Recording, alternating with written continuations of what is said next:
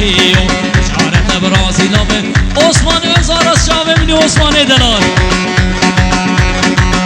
شبه خاطر هر دو چاوه امام هادی شابا شاه حواله رجب کوکوچی سرچاوه من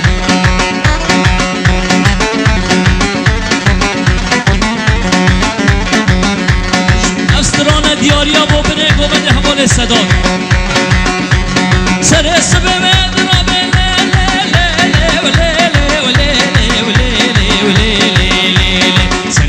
به درابه لو قمارجیو هردم دچم به قماره لو قمارجیو سری سبب درابه عثمان مجموع خاطراتها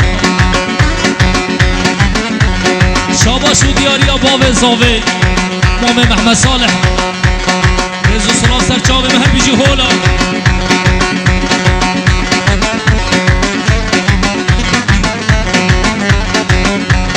نیما شبه به درابه هردم برچیو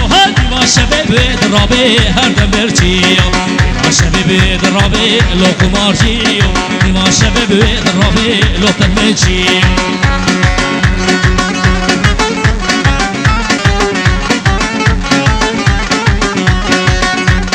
حوال زافر برمام زابه چاوه بینی 100 میلیون کلیه دیاری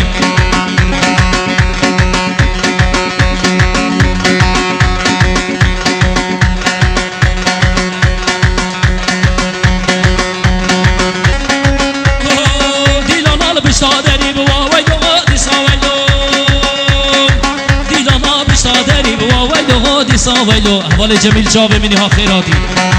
دیرانا بشتا داری بوا ویلو غادی سا ویلو رچدی لدبه کنه بوا ویلو غادی سا ویلو واسه کچ که پروینه بوا ویلو غادی سا ویلو زهره پروینه بوا ویلو غادی سا ویلو هر بیشی مامه مکایل هر بیشی مامه کلش اولا مامه عبدالله شو دینه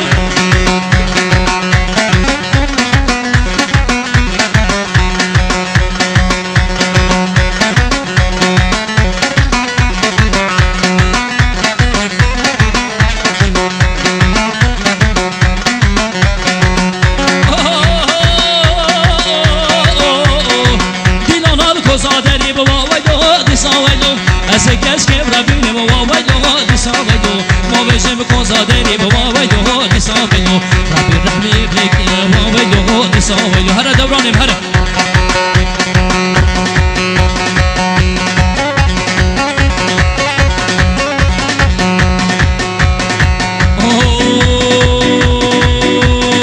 مجنات